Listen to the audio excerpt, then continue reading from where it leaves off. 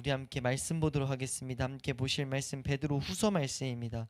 베드로후서 우리 1장 2절에서 11절 말씀을 우리 함께 보도록 하겠습니다. 베드로후서 1장 2절에서 11절 말씀입니다. 베드로후서 1장 2절에서 우리 11절까지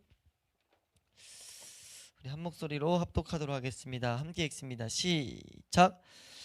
하나님과 우리 주 예수를 알므로 은혜와 평강이 너희에게 더욱 많을지어다.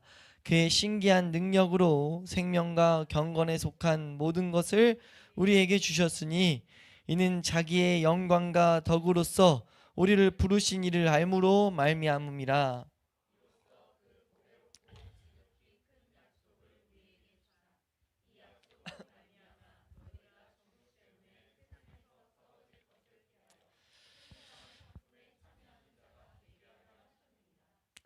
그러므로 너희가 더욱 힘써 너희 믿음의 덕의 지식을, 지식의 절제를, 절제의 인내를, 인내의 경건을, 경건의 형제 우애를, 형제 우애의 사랑을 더하라. 이런 것이 너희에게 있어 흡족한즉 너희로 우리 주 예수 그리스도를 알기에 게으르지 않고 열매 없는 자가 되지 않게 하려니와, 이런 것이 없는 자는 맹인이라 멀리 보지 못하고 그의 옛죄가 깨끗하게 된 것을 잊었느니라. 그러므로 형제들아 더욱 힘써 너희 부르심과 택하심을 굳게 하라. 너희가 이것을 행한즉 이같이 하면 우리 주 곧 구주 예수 그리스도의 영원한 나라에 들어감을 넉넉히 너희에게 주시리라. 아멘. 우리 한번 따라하겠습니다. 영적 침체. 우리 영적 침체에 대해서 우리가 계속 배우던 와중에 시작할 때 이 훈련에 대한, 지금 훈련에 대한 제목으로 보고 있는데, 훈련에 대한 첫 시간에 잠깐 말씀을 드렸다시피 이 신성한 성품에 대해서는 꼭 한번 우리 교회에서 보고 싶다라고 했다가 하나님이 가장 적합한 때에 우리에게 보게 하셔가지고 더 올바로, 그러니까 적합한 때라는 건 제 기준에서 더 올바로 가르칠 수 있는 그런 시기가 돼서 이 본문을 올바로 우리가 볼 수 있게 하나님께서 다각도로 지금 이 본문에서 하나님이 말씀하시는 것을 우리가 지금 보고 있는 줄로 압니다. 우리가 영적 침체라는 문제는 철저히 우리가 경계해야 될 내용이에요. 그리스도인이 그리스도인답게 살지 못하게 하는 것, 이건 사실 밥 먹듯이 오는 내용이라고 봐도 무방합니다. 왜냐하면 우리가 우리 교회에서 자주 말하지만 은혜가 있는 곳에 마귀 역사가 강하다. 마귀 공격 당하는 건 사실 중요한 시금석 중에 하나입니다. 오히려 내가 잘 가고 있나, 그러니까 잘 가고 있다고 생각하는데 마귀 공격을 못 느끼고 있다. 이거 사실 좀 냉정하게 봐야 돼요. 냉정하게 우리가 평안이 싸움 가운데 우린 평안이에요. 이 세상에 있는 동안은. 그래서 바울이 말하는 게 내가 선한 싸움 다 싸우고 의의 면류관을 그 바라는 마음으로 달려 나가잖아요. 그러니까 우리가 이 마귀 공격이라는 것을 이게 이상하게 여기면 안 된다는 거죠. 우리가 말씀대로 살아간다면은 마귀 공격이 있다는 것을 당연히 알아야 되고, 마귀 공격이 있다는 것은 우리에게 영적 침체의 문제는 아주 그냥 가까이 도사리고 있는 문제라는 거, 우리가 그것을 잊지 않을 수 있기를 축원합니다. 그래서 이 우리가 신성한 성품에 대해서 보고 있는데, 여기서도 우리가 이제 쭉 보게 되겠지만 우리가 신성한 성품의 이 작은 목적지라고 했어요. 가야 될, 우리가 힘써야 될 목적지들을 우리에게 가르쳐 주신다고 했는데, 우리가 저번 시간 이 내용 전인가요? 전전인가요? 다른 게 우리가 내가 지금 감당할 것보다 과도하게 목표를 세우면은 영적 침체가 또 온다고 그랬어요. 이해가 되세요? 이게 여기 힘쓰는데도 영적 침체가 올 수 있다는 거죠. 그러니까 우리는 그러니까 말씀대로 하나씩 적용하면서 걷는 그것을 기쁨으로 그냥 여기고 이 걸음 자체, 이게 말씀을 올바로 알면 알수록 더 자유해집니다. 특히 오늘 말씀도 그래요. 이걸 잘 우리가 보다 보면은 진짜 이건 너무 감사한 거죠. 우리 힘으로 하라는 게 없으니까. 근데 이거 좀 자칫 잘못하면 우리 힘으로 절제도 내 힘으로 하려고 그러고, 인내 내 힘으로 하려고 그러고, 경건 내 힘으로 하려고 그러고, 형제 우애 사랑 나오는데 내 힘으로 하려고 하는 순간 이거는 영적 침체를 경험할 수밖에 없어요. 근데 영적 침체 오해하면 안 되는 게 그냥 이렇게 희쭈구리 하고 있는 것뿐만 아니라 오히려 막 힘을 내서 막 가는 경우가 있다고요. 우리가 막 열정을 가지고 막 하나님 일이라고 하는 것들을 해나갈 수 있어요. 근데 그때 사실 하나님 보기에는 영적으로는 침체 가운데 들어가고 있는 거죠. 그렇게 가다가 왜냐하면 자아가 이를 인터셉트한 거잖아요. 인터셉트해서 막 내 자아가 활발히 일하게 되면은 어느 순간 가서 딱 이제 침체가 이제 정말 침체가 왔을 때, 지침이 왔을 때, 그때 어디서 잃어버렸는지 모르게 된다고요. 뭔 말인지 이해가 되시나요? 그러니까 우리가 이 영적 침체라는 문제에 대해서 이렇게 잘 우리 이 세상 살아가는 동안 잘 세워놓고 서로 이 일에 있어서 서로 세워가면서 우리가 나아가는 그런 우리 복된 하나님의 복된 교회가 될 수 있기를 소망합니다. 예, 우리가 영적 침체 지금 훈련에 대해서 보고 있는데 이 신성한 성품의 시작을 뭘로 봤냐면 어떨 때 영적 침체가 또 오는가? 힘쓰지 않을 때 우리가 잘못된 이 신앙관 그리고 우리에게 아예 본성상 있는 게으름과 나태 이 세상을 향한 분주함 때문에 우리가 영적인 일에 있어서 게을러 버리면은 무조건 영적 침체는 오게 돼 있다. 예, 이것을 우리 성경이 우리에게 가르친다는 거예요. 이거는 2번 시간 동안 이제 그 베드로가 한 이 앞뒷말을 통해서 우리가 충분히 본 줄로 믿습니다. 그래서 오늘 한 절을 더 뒤에까지 읽은 게 뭐냐면 이걸 잘하면 어떻게 됩니까? 이걸 잘하면 사실 우리가 원하는 우리 주 곧 11절인데요. 구주 예수 그리스도의 영원한 나라에 들어감을 넉넉히 너에게 주신다는 거예요. 이게 그러니까 들어가는 데 있어서 뭐 넉넉히 받고 안 받고 그런 개념이 아닌 것은 우리가 충분히 성경 맥락에서 볼 수 있죠. 들어가는데 뭐 들어가는 게 넉넉히 들어가는 사람이 있고 안 들어가고 뭐 그런 게 아니라 이 세상에서 우리가 하나님의 나라를 꿈꾸는 것이 풍성하게 온전하게 내가 가진 상태로 들어가는 것을 우리에게 보이고 있다는 거예요. 우리가 사실 원하는 거잖아요. 이 세상에서 하나님을 누리는 것, 하나님과 통치 가운데 있는 것. 수요일날도 계속 보고 있지만 성막에서 요구하는 게 하나님 함께 거하시는 삶이잖아요. 그 삶을 주신다는 거죠. 사실 수요일랑도 이어진다는 거예요. 이 말씀이 지금. 그러니까 이 말씀이 이어진다기보단 성경은 항상 동일한 걸 말하고 있다는 거죠. 우리가 그것을 놓치지 않아서 올바로 적용할 수 있길 축원합니다. 예, 그래서 우리가 이 말씀 신성한 성품 오늘 이제 마지막으로 보는데 저번 시간에 절제까지 봤어요. 절제. 우리가 힘을 써야 돼요. 첫 번째는 당연히 힘 써야 된다는 걸 알아야 된다. 한번 따라할까요? 힘 써야 된다는 것을 알아야 된다. 이거는 우리가 앞으로도 잘 구분지을 수 있길 축원합니다. 구원에 있어서의 힘과 생명을 갖고 살아가는데 힘은 본질상 다른 거다. 그래서 십자가 가진 자들은 힘 써야 된다. 아멘. 그래서 우리가 힘 써야 되는데 그 힘 쓰는 정확한 그 방향성을 성경은 가르친다는 거죠. 왜냐하면 우리가 과도하게 목표를 잡아버리면 또 영적 침체가 오기 때문에 나에게 맞게 주신다는 거예요. 그럼 그 순서를 우리는 잘 알아야 될 줄로 믿습니다. 그래서 이 단어 자체가 자라가는 그 과정을 쓰고 있었다는 거죠. 우리 7살짜리 애한테 우리가 사칙연산을 가르치진 않잖아요. 예? 곱셈 나눗셈을 가르치지 않잖아요. 예? 지금 예준 성준이가 공부를 하다 보니까 공부를 이제 한 번씩 조금씩 많이는 안 봐주고 이제 거의 선인 어머니 엄마가 봐주다가 제가 가끔씩 봐줄 때가 있는데 봐줄 때 딱 보면은 당연한데 우리는 세 자릿수 덧셈을 할 수 있잖아요. 세 자릿수 덧셈 딱 보고도 어느 정도 암산도 되고 막 하잖아요. 곱하기도 그렇고. 근데 애는 너무 힘들어요. 더하기를 하는데도 이거 저는 그렇게 더하는 걸 너무 오랜만이어서 모르겠는데 뭐 올리는 거 있잖아요. 10 적어놓고 뭔 말인지 아세요? 그렇게 더하기 하더라고요. 꼭 근데 정말 보면 신기해요. 귀찮게 막 적고 있는데 그거를 이제 익숙하게 하려고 막 몇 문제를 풀게 이제 보통 학교라든지 이런 데서 가르치는데 그걸 보고 있으면은 사실 금방 할 수 있는데 우리는 애는 뭐예요? 힘들어요. 뭔 말인지 이해가 되세요? 우리는 넉넉히 할 수 있는 걸 힘들어한다고요.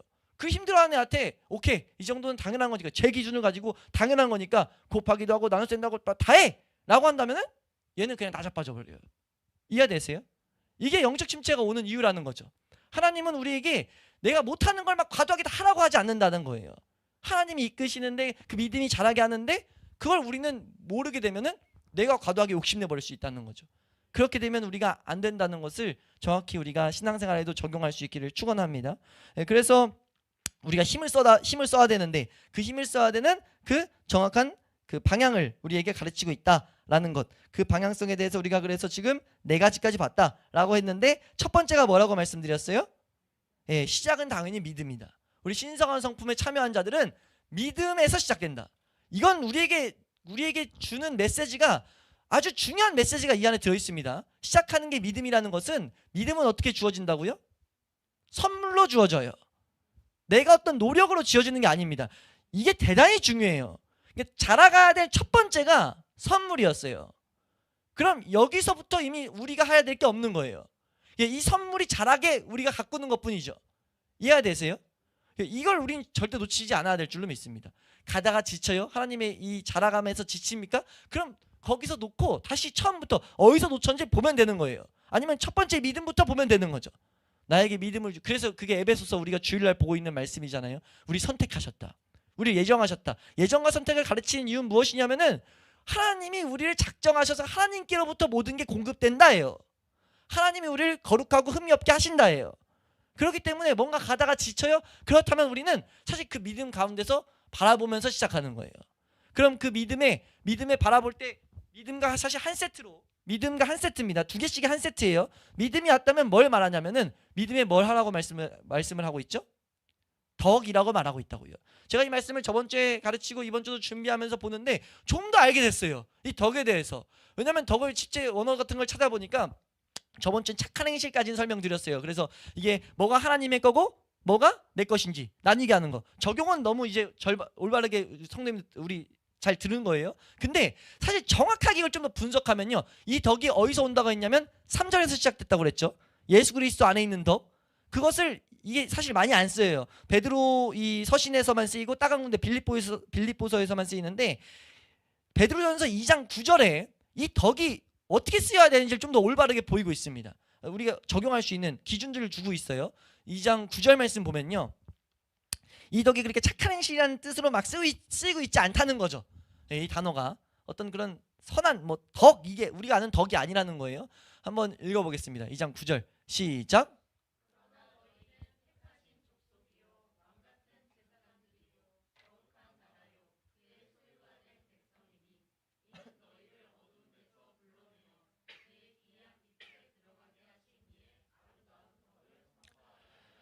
아멘. 여기서 나온 덕입니다. 근데 이 덕이 어떻게 쓰이고 있어요? 그의 기이한 빛에 들어가게 하신 이의 아름다운 덕이에요. 누구예요? 예수 그리스도입니다. 예수 그리스도에게 있는 덕을 우린 선포하는 거예요. 이 베드로전서에서 쓰인 이 단어가 쭉 쓰이면서 베드로후서에 신성한 성품에 등장하기 전에 3절에서 다시 한번 예수 그리스도 안에 있는 3절 말씀 띄워주시면 영광과 덕이라고 말합니다. 예수 그리스도께 있는 덕이에요. 이해되세요? 그래서 이 단어가 어떻게 쓰인지 제가 이 어원을 좀 찾아가 봤더니 이 단어 자체가 어떻게 되어 있냐면은 이 덕이라는 게 용맹, 탁월, 우수 이런 용맹하다, 탁월하다, 우수하다 이런 단어로 쓰여요. 근데 이게 어떻게 되냐면 명예와 관련해서 칭찬받을 만한 공적, 그러니까 어떤 공적, 명예, 어떤 사람이 명예란 건 뭐예요? 어떤 사람의 걸음 가운데 쌓여온 어떤 칭찬할 만한 공적이에요. 이게 명예 그 두 가지가 비슷한 뜻이죠. 그러니까 이게 삶과 무조건 관련이 있다는 거죠. 단회적인 어떤 일이 아니라 쌓여온 어떤 딱 그 모습 거기서 나오는 덕이에요. 이해되세요? 그럼 이 덕은 여기서 지금 4절에 참여한 자가 되게 하려 했다라고 했을 때 이 되게 하다가 자라가게 한다. 자라는 의미에서 된다라고 말씀드렸어요. 이게 그래서 단어 자체를 보면 보충하다, 더하다 이런 뜻이 들어와 있어요. 그러니까 신성한 성품에 참여해가지고 더욱 더하는 거죠. 이해가 되세요? 근데 제가 시작할 때 지금 이걸 볼 때 시작할 때 말씀드렸습니다. 믿음이 어떻게 왔는지를 놓치지 않는 게 중요하다고요. 믿음이 어떻게 왔다고요?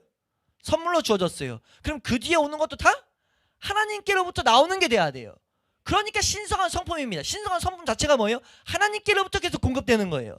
그러니까 이 덕이 우리가 뭘 해서가 아니라는 거죠. 그러니까 여기서 말할 때 덕을 믿음의 덕이라고 할 때 우리가 뭘 더하기 힘쓰는 게 아니고 믿음이 계속해서 우리로 하여금 덕을 더하게 만든다는 거예요.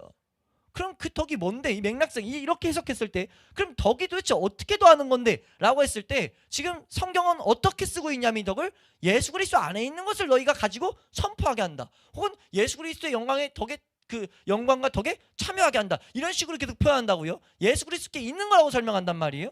그럼 우리가 여기서 더해야 된다는 건 뭡니까? 믿음이 더하게 한다는 건 뭐예요? 이게 뭐라고 볼 수 있냐면은 예수 그리스도의 걸음들이라고 볼 수 있어요.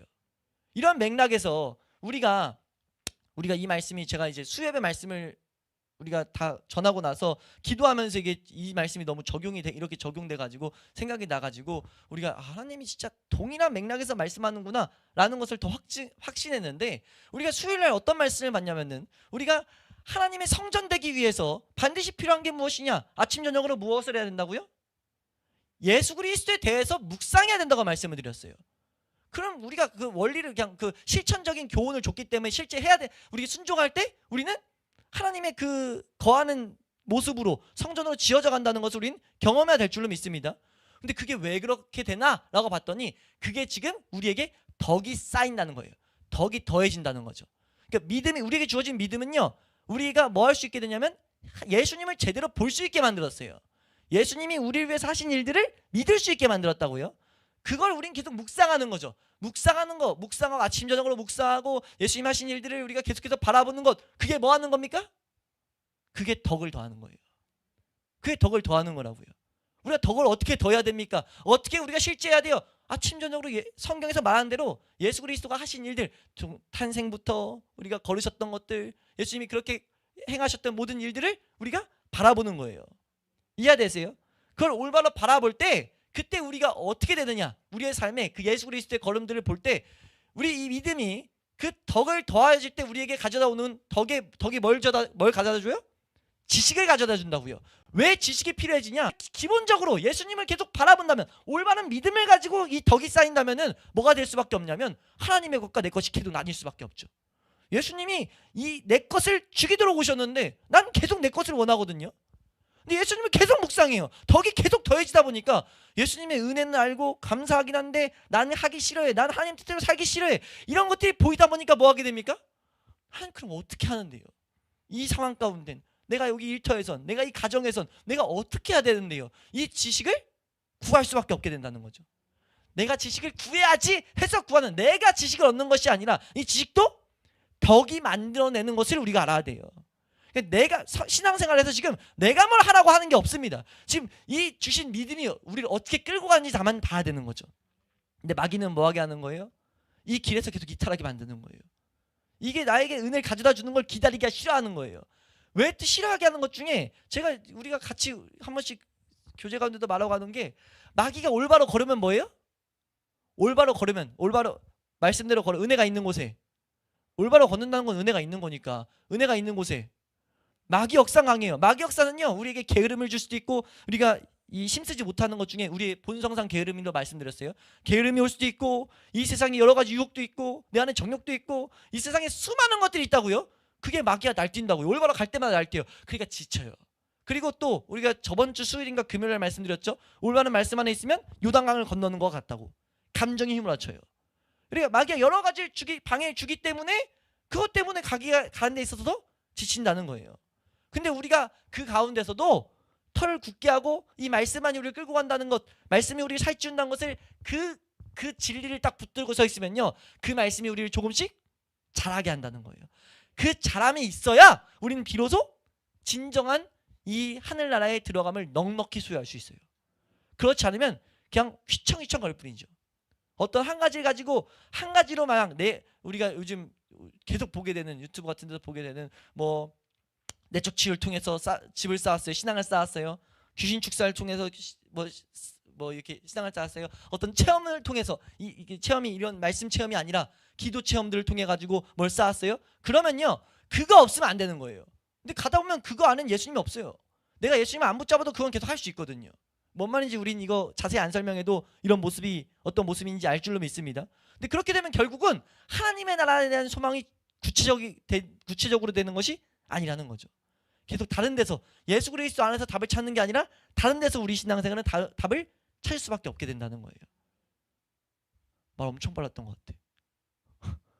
우리 신앙생활은 내가 봐도 빠르게 이해하라고 잠깐 끄는 겁니다. 이해하라고 여기까지 이해해야 되니까, 이해하는 게 중요하니까. 이해되세요?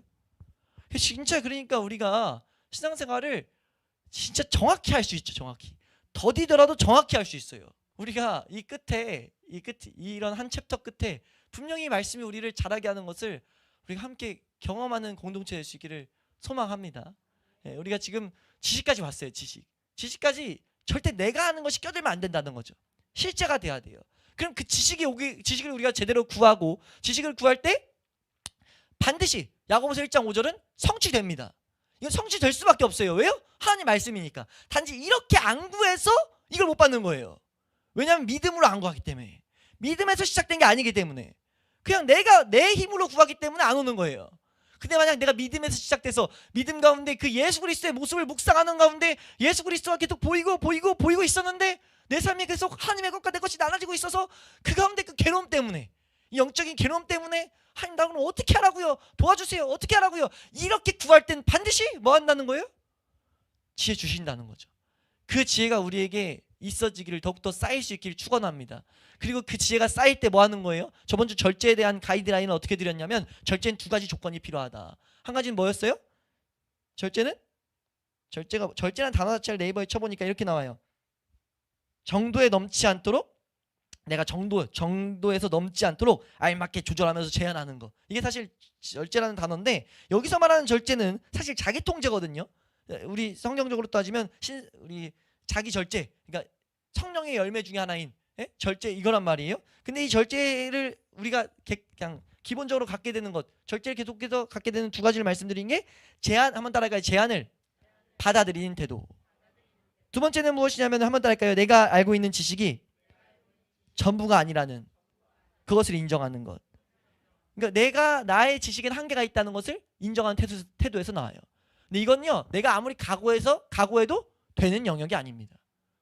우리가 앞에 거는 좀 될 수 있어요. 되고 있는 척은 할 수 있죠. 제한을 받아들여야 된다라고 할 수 있지만 내가 세우는 어떤 절대적인 내가 세우는 기준들이 딱 건들 때 받아들여지지가 않아요. 내가 세우는 것들. 그래서 우리가 이 세상에서도 내로남불이 왜 있습니까? 내로남불이라는 단어가 나오는 게 뭐예요? 나에게 올 때는 항상 다 왜곡시켜져 버려요. 어떤 기준이든지. 이해되세요? 그렇기 때문에 나는 내 지식을 온전히 인정한 태도가 나올 수가 없어요. 이거 두 가지가 돼야 절제가 되는데 이게 안 된단 말이에요. 근데 우리가 앞에 있었던 믿음의 덕에서 나온 지식, 그 하나님이 주신 지식이 올 때 이 두 가지가 다 성립돼 버립니다. 당연하잖아요. 하나님께 지식을 구했어요. 하나님께로부터 나왔어요. 제한을 받아들여야 된다는 건 당연하게 보고 있어요. 단지 내가 이제 그 지식이 내 것이 안 된다는 그 싸움이 있는 건데 하나님이 정확히 알려주시고 계속 원하시는 것을 보이면서 그것이 선하다는 것을 내가 이해하기 시작할 때 그 가운데 절제의 에너지가, 절제의 힘들이, 절제의 능력이 나오게 된다는 겁니다. 내가 막 참을지가 아니라 참는 힘들이 공급되기 시작한다는 거죠. 정확히 보이니까 이게 맞는 거야 하니까 이거를 조금씩 해나가게 된다는 거예요. 그 지식에서 나오는 이 절제라는 능력을 우리 성령님이 주시는 이 성령의 열매를 우리가 경험하는 자리까지 갈 수 있기를 축원합니다. 우리가 이것을 해나가는 것은 단순히 내 힘으로 각오한다 되는 것이 아니라 이 지식이 올 때 내가 올바로 이 절제를 내 안에 있는 의지와 접목시킬 수 있다는 거죠. 내 의지만 있으면 어떻게 돼요? 내 의지만 있다면 이거는 넘어지는 것밖에 안 돼요. 근데 우리가 이 지식만 있고 또 절제 안 하면 어떻게 된다고 말하냐면 교만하게 될 수밖에 없다. 뭐 이런 걸 말하는데 우리는 뭐 지금 그렇게 보는 게 아니라 순서를 보고 있기 때문에 우리가 그래서 이 절제의 열매가 나타날 수 있기까지 나타나는 자리까지 우리가 나아갈 수 있길 축원합니다. 절제에 그리고 뭘 더하라고 말하냐면은 한번 더 나가요. 절제에 인내를 더한다. 그러니까 인내라는 것은 우리가 단어 자체가 뭐냐면 경고히 서다라는 단어예요. 근데 여기서 이 헬라어는 뭐 쓰냐면요, 긍정적인, 되게 단어에 가로치고 긍정적인 참는 것 이런 식으로 적어놨거든요. 이게 어떤 식으로도 번역이 되냐면 단어 가운데 기대감 이런 단어로 쓰이는 단어가 지금 이 인내예요. 그러니까 이 인내는 그 뭐냐면 내가 바라보는 어떤 소망 때문에 참게 되는 거, 소망 때문에 계속해서 절제하게 되는 거. 그러니까 이 절제가 우리가 쌓일 때, 절제할 때 우리가 안 되잖아요. 안 되는데 계속 절제를 하게끔 두 가지 나뉜 마음 중에 하나님의 것을 선택할 때, 이것을 선택할 때마다 하나님이 뭘 보이신다는 거냐면 하나님의 나라에 대한 것을 보이고 우리가 마치 죄와 싸움이 있을 때 그것이 부활에 대한 소망이다, 부활이 실제 있다는 하나의 증거다 라고 우리가 다른 말씀 때 봤었죠. 사도 신경 같은 때 봤었단 말이에요. 그 말씀들이 우리로 하여금 이 말씀에 대한 소망을 불어넣는 거예요. 내 삶에 소망을 계속 불어넣으면서 그 소망 때문에 뭐 하게 됩니까? 내가 견고히 서게 된다는 거죠. 그러니까 절제의 인내, 사실 인내는 견고히 서다. 내가 계속해서 견고히 서게 되는 거예요. 그러니까 절제가 한두 번 사건으로 됐다 안 됐다 이것이 이제 되고 되는 자리로 갈 수 있게 된다는 거죠. 근데 그걸 다른 말로 기다리고 있는 모습으로 우리가 바뀌게 된다는 거예요. 하나님의 나라만 소망하고 그 소망하는 자리까지 나가게 된다는 거죠. 그래서 이 인내를 가지고 인내는 성경적인 표현으로 이렇게 딱 정의 내려요. 항상 변함없이 신실하게 하나님을 기다리는 그 신앙에서 나오는 능력이다. 항상 변함없이 하나님을 기다리는 그 신앙에서 나오는 능력이라고요. 절제하다 보니까 그 능력이 주어질 수밖에 없죠. 참아야 되는데 하나님이 안 주시면 안 되니까 하나님이 계속 그 능력을 구할 거 아니에요. 우리가 하나님 내가 참아야 되는데 지식 어떻게 해야 될지 구했던 것처럼 하나님이 지식이 보이는데 안 된다고 계속 우리가 은혜를 구할 거 아니에요. 성령님 앞에 도와달라고 구할 거 아니에요. 그때 절제의 은혜들이 절제하는 하나의 그런 모습들이 우리 삶 가운데 주어질 때 동시에 공급되는 게 무엇이냐면 성령님이 절제를 하게 하실 때 하나님의 나라를 계속 보면서 참게 만드신다는 거죠. 그러니까 그걸 통해서 우리가 뭐 하게 됩니까? 우리가 인내하게 되는. 그래서 인내 자체를 뭐라고 말한다고요? 하나님을 기다리는 신앙에서 나오는 능력이다. 이렇게 표현한다고요. 그래서 하나님이요, 인내는요, 절제는 열매라고 우리가 해야 될 과정이면 절제하다가 넘어지고 막 씨름이 있는 과정이니까. 근데 인내를 보고는요, 성경은 한결같이 하나님이 기뻐하시는 모습이다 라는 것을 계속 담아놓고 있어요. 우리가 인내하는 모습이 나타날 때. 우리 말씀 데살로니가전서 1장 3절. 하나님이 기뻐하신다. 우선 이게 소망이 있어야 인내가 있다는 걸 여기서 말하고 있어요. 1장 3절에서는요. 함께 읽습니다. 시작. 너희 믿음의 역사와 사랑의 수고와 우리 주 예수 그리스도에 대한 소망의 인내를. 인내는 소망의 인내예요. 소망의 인내. 인내라는 건 특징은 소망의 가치가 담겨 있다는 거죠. 우리 말씀 하나 더 보겠습니다. 야고보서 그래서 1장 2절 3절. 우리가 자주 보는 말씀인데 야고보서 1장 2절 3절. 함께 읽습니다. 시작. 내 형제들아, 너희가 여러 가지 시험을 당하거든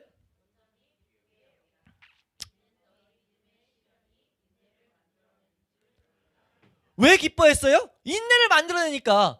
여기서 알 수 있는 게 뭡니까? 베드로든 야고보든 이 당시에 지금 신앙인들은 당연한 거예요. 이 예수 그리스도 안에 나오는 게 지금 동일하게 공유되고 있었다는 거죠. 그러니까 이 안에서 설명이 안 됐지만 인내가 이루어지기 전에 시험을 통해 뭘 경험한 거예요?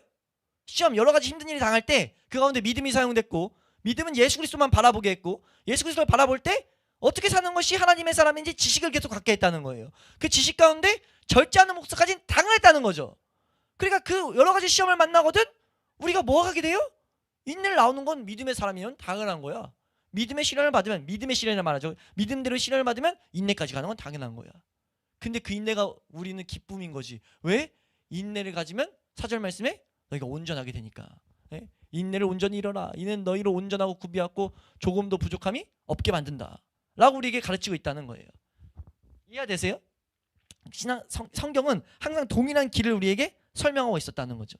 그래서 여기 지금 야고보서에서 인내까지 나온 게 왜 그러냐면, 인내는 비로소 이제 믿음이 씨름을 통해서 이 삶에서 내 안에 나뉘는 죄와 싸움의 씨름을 통해서 하나씩 거두는 하나님이 인정하시는 정말 하나님을 소망하고 있는 모습이기 때문에. 하나님은 우리에게 뭘 원하시냐면 하나님과 교제하는 것을 원하세요. 근데 소망한다는 건 교제의 확실한 열매 중에 하나입니다. 그렇기 때문에 이 소망을 보시고 하나님은 뭐 하세요? 기뻐하신다는 거죠. 우리 베드로전서 1장 6절 7절 말씀 보시면, 베드로전서 이 앞에서 1장 6절 7절 1장 6절 7절 함께 읽습니다. 시작.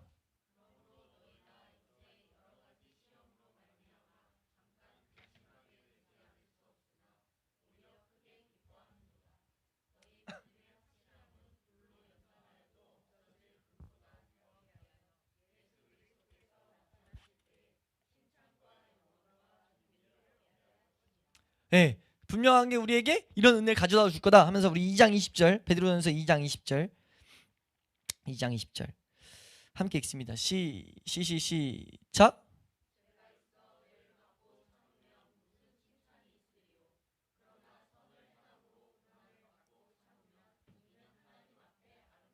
네, 지금 이것도 인내의 한 가지 다른 표현인데 하나님 앞에 아름답다라고 말하고 있어요. 4장 12절 13절 베드로전서 4장 12, 13절 말씀 함께 읽습니다. 시작.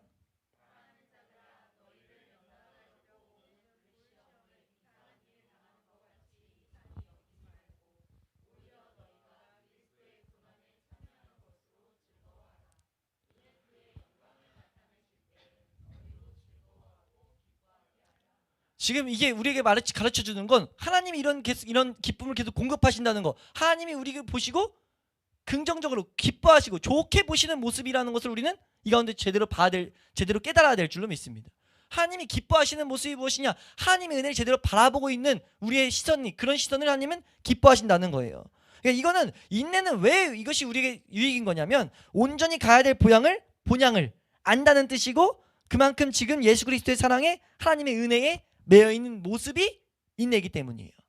우리 그래서 인내라는 것을 우리가 더욱더 소망하며 나아갈 수 있길 축원합니다. 그리고 여기서 절제에 인내가 더해져야 되는 이유 중에 하나가 뭐냐면요, 많은 경우 처음에는 잘하다가 중도에는 포기하거나 곁길로 가거나 견디지 못해서 실패하는 경우가 생기기 때문이에요. 절제까지는 계속 이런 실패를 경험하게 될 수 있다는 거죠. 절제하고 실패하다가 승리를 경험하고 계속 이렇게 하다가 이 절제가 쌓였을 때 절제가 우리를 하여금 인내라는 것을, 우리가 견고히 서게 되는 은혜를 낳게 만든다는 거예요. 그럼 이것까지 봤을 때 우리 절제하는 모습이 씨름들이 막 삶 가운데 나타나고 있어요. 감사한 거예요? 뭔가 실패하고 있는 거예요? 우리가 그 구분을 정확히 둬야 된다는 거죠. 우리가 첫 번째로 봐도 우리가 믿음 예수 그리스도만 바라보고 있어요. 바라볼 때 계속 내 안 되는 모습만 보여요. 안 되는 모습만 보이는데 잘하고 있는 거예요? 못하고 있는 거예요? 잘하고 있는 거예요? 못하고 있는 거예요? 잘하고 있는 거죠. 잘하고 있는 거. 잘하고 있고 잘하고 있는 거예요. 우린 그 믿음을 가지고 우리가 하나님 앞에 나아가는, 계속 은혜를 감사하면서 은혜를 구하는 태도를 견지해야 돼요. 그렇기 때문에 이 사랑 가운데서 거하는 것은 괴롭기 때문에. 근데 마귀는 계속 참소한다고요. 왜요? 죄가 나타날 때마다 시작부터 계속 덕이 더하면서 우리는 못하는 게 보일 때마다 마귀는 뭐라고 하냐면 너 안 돼, 너 뭔가 실패자야. 그걸 성경에 제일 잘 표현한 게 로마서 8장이죠. 이거 말씀 우리 한번 읽어보겠습니다. 맨날 인용만 하다가 한번 읽어볼게요. 시간 좀 있으니까. 8장 우리 29절부터 나오나요? 29절. 네 가지의 고발이 나와요. 고발이. 네 가지의 고발. 예. 30 위에 좀 더 위에. 아니다. 31절. 예, 31절이죠. 여기서 말하는 거 뭐라고 말하는지 한번 읽어보세요. 31절입니다. 시작.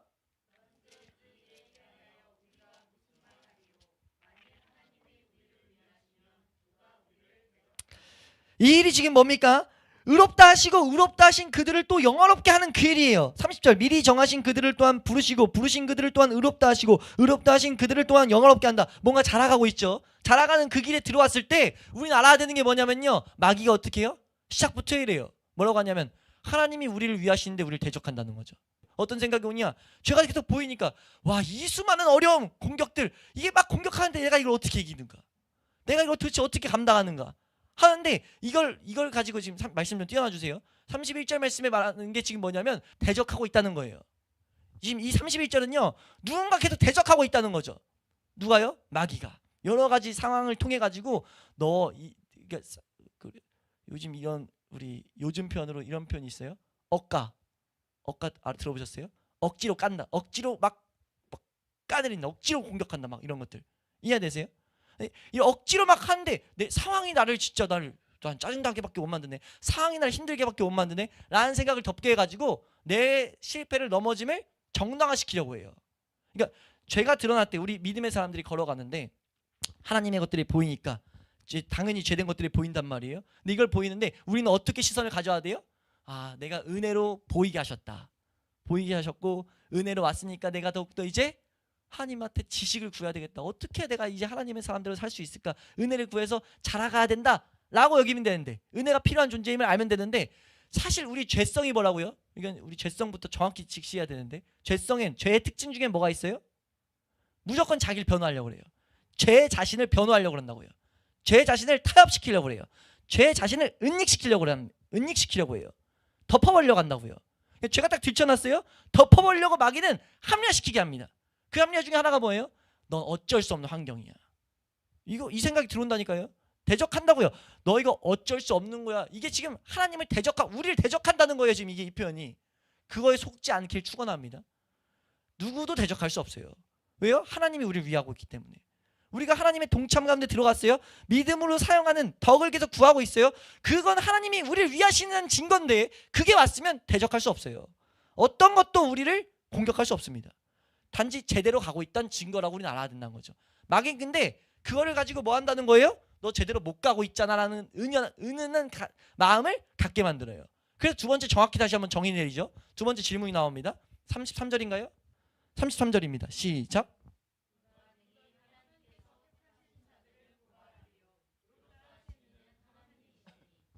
지금 이 말씀이 나오죠. 왜 나와요? 고발하고 있다는 거예요. 우리 양심에 계속 고발해요. 우리가 그거를 은혜다라고 마음을 가지려고 하니까 어떻게 합니까? 은혜다라고 생각하려고 그러면 마귀가 계속 우리 마음의 양심이 고발하는 거죠. 너 이게 어떻게 은혜야? 너 이거 처리해야지 뭐 하고 있는 거야? 은혜만 구한다고 다 되냐? 뭐 이런 생각이라든지 계속해서 이 죄에 잠식하게 만든다는 거죠. 이거 우리 정확히 구분지어야 돼요. 왜요? 의롭다 하신 건 하나님이에요. 어떻게 의롭다 하셨습니까? 예수 그리스도 때문에 의롭게 된 거예요. 근데 우리가 착각을 해도 단단히 착각을 계속 한다는 거죠. 우리의 죄 때문에 우리는 뭐 이러쿵 저러쿵 되는 게 아니라는 거예요. 우리 정확히 구분지을 수 있게 축원합니다. 마귀에게 속아서 자라가는 일에 힘쓰지 않는 그런 불상사에 빠지지 않을 수 있길 소망합니다. 34절 그래서 뭐라고 말하죠? 의롭다 했더니 세 번째 문제가 나와요. 뭐 어떻게 됩니까? 함께 읽습니다. 시작. 누가?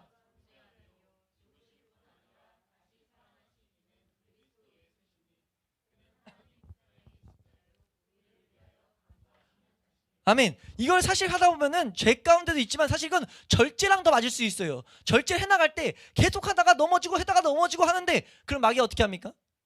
마귀가 뭐라고 했어요? 조롱하고 너는 안 된다 계속 정죄할 거 아니에요? 정죄할 때 우린 정확히 알아야 된다는 거죠. 너가 만약 예수 그리스도의 은혜를 알고 있고 그 예수 그리스도의 은혜를 바라보며 그 은혜를 구하는 자라면 그 은혜만이 정말 소망으로 품어지고 하나님 나라를 더욱더 소망하기 원하는 심령을 가진 자라면 너는 하나님이 지금 예수 그리스도를 널 위해서 보내신 자고 보내신 은혜를 받은 자고 지금 예수 그리스도는 널 위해서 지금도 그 모습 때문에 중보하고 계셔. 그 모습 위에 지금 강구하고 계신다. 그렇기 때문에 우리는 더 이상 정죄받을 필요 없다는 거죠. 우리 정죄받지 말고 뭐라는 겁니까? 힘쓰라는 거예요. 은혜 가운데 동참하기를 힘쓰라는 거죠. 하나님의 은혜를 구하기를 힘쓰라는 거예요. 예수 그리스도를 더욱더 묵상하기 힘쓰는 거죠. 그리고 그것이 강해서 절제가 안 돼요. 절제가 안 된다면 어떻게 해야 되는지를 디테일하게 묻는 거예요. 이때는 어떻게 해야 됩니까? 이때는 어떻게 해야 됩니까? 이때 어떻게 해야 됩니까? 계속 이게 죄라는 건 알겠고 이게 하나님이 원하시는 것, 이게 하나님이 원하시지 않는 것 알겠는데 어떻게 해야 되는 거예요? 어떻게 해야 되는 거예요? 계속 그 물어서 지식에 충만하게 만들라는 거예요. 그래서 그 지식이 계속해서 우리 양심을 계속해서 찔러서 은혜를 구하게 더 은혜 주세요, 힘을 주세요 해서 절제하게 만들라는 거죠. 그 절제의 은혜가 왔어요. 인내가 이게 항상 인내가 안 돼요. 절제 풍성히 하는 그 일에 힘쓰고 있으면 된다는 거예요. 단지 이 공격들에 속지 말라는 거죠. 우리가 그런 공격 가운데 특히 인내 가운데 들어갈 때가 가장 사실 힘들다고 보는데 그래서 우리 야고보서에서도 인내를 말하는 거고 인내 가운데 들어갈 때 마귀는 마지막으로 뭐라고 할 수 있습니까? 너 그거 예수 그리스도의 사랑에서 끊어진 거야. 예수 그리스도 사랑에 있는 거 아니야. 이런 고민을 계속 줄 수 있단 말이에요. 이해가 되세요? 이 앞에는 이 걸음들이 분명한 표징이 있는 자들에게 지금 이 말씀은 주어지고 있습니다. 왜냐하면 로마서 8장 26절 자체가 합력해서 선을 이룬다는 우리가 잘 아는 이 말씀에서 이어지는 말씀이기 때문에 성령님이 하시는 성령의 표징이 명확한 하나님의 나라를 추구하고 있는 자들, 구원을 향해서 가고 있는 자들에게 적용시킬 메시지 아니에요. 그러니까 구원을 향해 가고 있는 자들에게 우리가 좀 이거 안 거 가지고 나에게 적용 안 시키고 힘들어하는 사람에게 잘못 적용시키면 안 됩니다. 뭔 말인지 이해가 되시죠? 우선은 마지막 네 개가 나오는데요. 여기서는요. 마귀의 공격이요. 마지막 우리 35절인가요? 35절이죠. 함께 읽습니다. 시작. 누가 우리를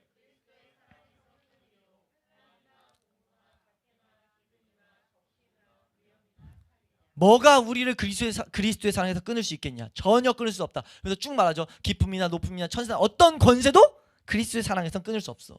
너가 십자가 은혜를 가진 자야. 너가 어떻든 이렇든지 간에 사랑에서 끊어지지 않는다. 이 확신 가운데 거하면서 단지 힘써라. 이걸 성경은 우리에게 가르친다는 거죠. 우리가 이 말씀 오늘 신성한 성품에 참여할 때요 반드시 함께 봐야 될 말씀 중에 하나입니다. 왜냐하면 마귀 공격은 실제이기 때문이에요. 너무나 디테일하게 실제로 나타날 거기 때문에.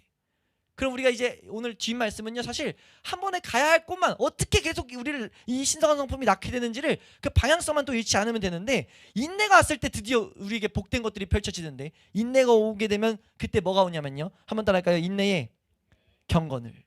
하나님 나라를 소망하는 자들은요 경건을 갖게 됩니다. 이 경건은요 단어 자체는 뭐냐면요 깊은 경건 신앙심이 깊다. 하나님을 경외한다예요. 저 이 말씀 보면서 또 하나 이제 가야 될 곳을 붙잡았는데 저 경외를 되게 사모하거든요 개인적으로. 근데 경외가 잘 안 될 때가 많아요. 아니야 잘 안 될 때가 많은 게 안 되죠. 수시로 안 되죠. 계속 안 되죠. 하나님을 두려워한다면 우리가 그렇게 살아갈 수가 없으니까. 알아도 그래서 구해요. 하나님 두려워하게 해주세요 하는데 그렇게 기도해서 되는 게 아니라 이 경건 이 단어 자체가 하나님을 두려워함이에요. 하나님을 경외함. 그러니까 경외하는 자는 당연히 경건할 수밖에 없죠. 그러니까 이 경건은 어디서 나오느냐? 인내를 소유한 자들이, 하늘나라를 계속 소망하고 경고히 서가지고 그날을 바라보고 기대하는 자들은 따라오는 게 뭐냐면 하나님이 경건한 복된 두려움이죠. 하나님이 하나님으로 보이기 시작하는 거예요. 하나님의 주권들이 이해가 되고, 하나님의 이 예정과 선택이 얼마나 기쁜지 거기서 더 깨닫게 되고, 예정과 선택은 여기서 더욱더 사실 복되게 누릴 은혜 중에 하나예요. 지금 뭐 믿음 가지고 덕실을 하는데 예정과 선택 가지고 막 왈가왈부하는 거 사실 막이 밥이 더 되면 됐지 깨닫지 못해요. 근데 이게 에베소서 자체가, 예정과 선택을 말하는 에베소서 자체가 뭐라고 했냐면 위에서 아래를 설명하는 거라고 말씀드렸었어요. 그러니까 이거는 이 경건에 와서 우리가 진짜 우리 영혼까지, 우리의 뭐 발끝까지 전율시킬 복된 메시지라는 거죠. 뭐한 자가요? 하나님을 경외하면, 두려워하는 것을 가지면 가질수록, 이 인내가 경건을 낳으면 낳을수록 우리가 그것을, 그 은혜를 맛보기를 소망하기를 축원합니다. 한번 따라할까요? 주여 나로 하여금 이 경건을 사모하게 하여 주시옵소서. 사모하면 사모하는 모습은 이 앞에 것들을 하나씩 철저하게 이루어지기를 적용시키면서 걷는 것인 줄로 믿습니다.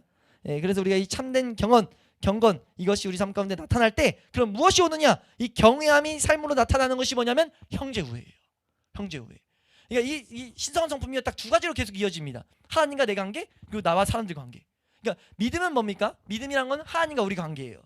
덕은 뭐예요? 예수님이 어떻게 살았는지라고 말씀드렸어요. 그럼 그건 뭐예요? 우리가 여기서 살아갈 때의 모습이에요. 그러니까 이 덕과 지식이 이 세상을 또 바라보게 했다면 절제와 인내는 뭡니까? 다시 하나님을 바라보게 해요. 그리고 그것이 경건을 낳는단 말이에요. 그럼 다시 한번 하나님은 너가 정말 날 보고 두려워해? 그럼 내가 이 앞에 것들이 당연시 걸어놨다면 당연히 이 경건은요 형제 우애를 계속 낳게 됩니다. 형제 우애는요 특히 1차적으로는 우리 이 교회 내에서죠. 하나님의 믿는 성도들, 교회가 계속 중간 이런 말씀 나올 때마다 말씀드리지만 하나님이 붙을 수 없는 사람들을 계속 붙여놔요. 하나님이 이해하지 못한 사람들이 붙여놔가지고 사랑하라고 말한다니까요. 왜요? 우리 힘으로는 안 되기 때문에. 우리 힘으로는 못 사랑하는데 그걸 네 힘으로 사랑하려고 노력해라가 아니라 사실 너 제대로 걷기 위해서 하나의 시금석이고, 그리고 실제 이 경건이 나타나기 시작할 때 그 경건이 형제 우애를 낳기 시작합니다. 형제 우애, 형제들의 가운데 사이지게 친절하게 지내고 이렇게 사랑으로 더 대하게 되는 것들이 그 가운데 주어지게 된다는 거예요. 우리가 이 방향을 놓치지 않을 수 있기를 축원합니다. 누가 나는 하나님을 정말 경외해, 하나님을 정말 경외하는 것이 내 안에 있어, 하나님 볼 때마다 두려운 게 있어 라는 거 말하면서 내가 삶에서 형제의 열매가 하나도 안 나타난다? 완전 거짓이에요. 우리 분별할 수 있어야 돼요. 왜냐면 이 시대에 하나님을 두려워하는 사람들이 많기 때문에. 두려워한다고 말은 하는데 하나도 열매에서 전혀 티가 안 나타나요? 이건 그럴 수가 없다는 구조예요. 경건이 오면요 형제 우애는 나타나기 시작해야 됩니다. 이해되세요? 그리고 형제 우애가 우리 가운데 나타나기 시작할 때 그 사람에게 주어지는 게 뭐예요? 사랑의 의미를 깨닫는 거예요. 아가페. 이게 어디서 이어집니까? 이게 얼마나 성경이 정확히 찍고 있냐면 예수님이 주신 세 계명이 뭡니까? 내가 너희를 사랑한 것 같이 너희도 서로 사랑해라. 서로 사랑하는 방법, 예수님은 그 끝을 말하고 있던 거예요. 신성한 성품 완결판, 이 서로 사랑이 나타나는 것, 이것은 뭐예요? 하나님의 사랑을 제대로 공급받고 그 사랑 안에 거하고 있으면 결국 자라갈 수밖에 없어요. 근데 이건 당연한 일이었는데 이 마지막 때가 펼쳐진 이 시작 시대에 마귀 공격이 덮이다 보니까 이 사도들로 하여금 하나님이 이 성경을 쓰게 만든 거죠. 왜요? 이 공격은 있을 수밖에 없던 거예요. 가는 그 중간중간 사람들이 계속 딴 길로 가요.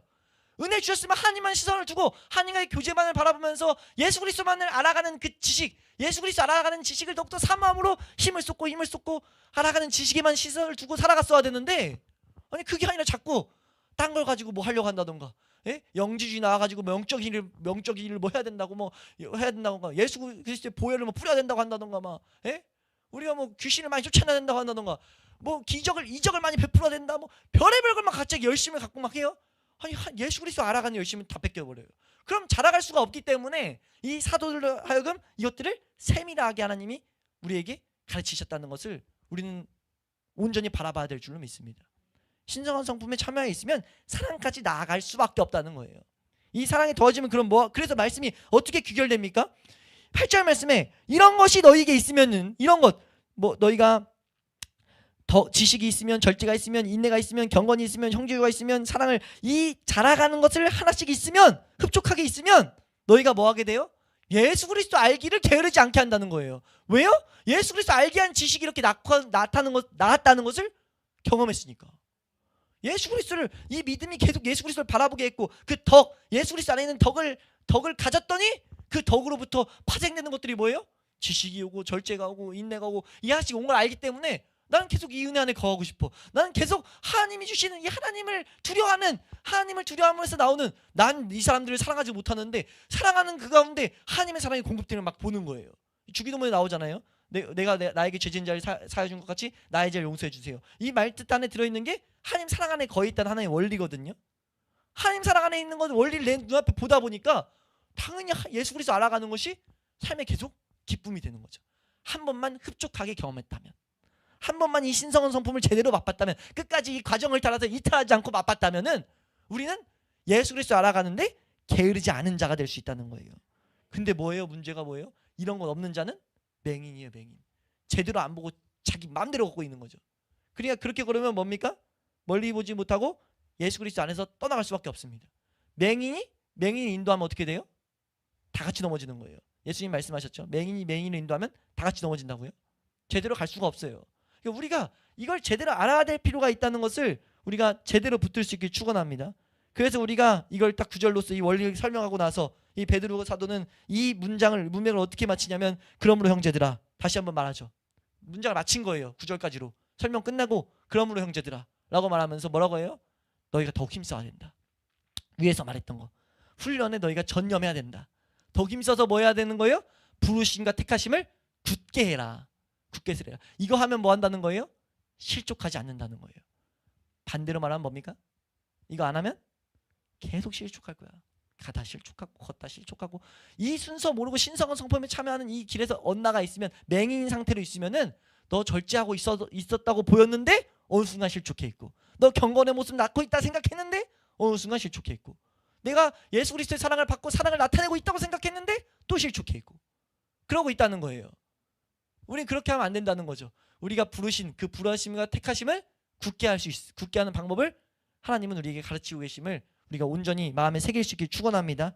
이같이 하면 우리 주 곧 구주 예수 그리스도의 영원한 나라에 들어감을 넉넉히 너에게 주신다.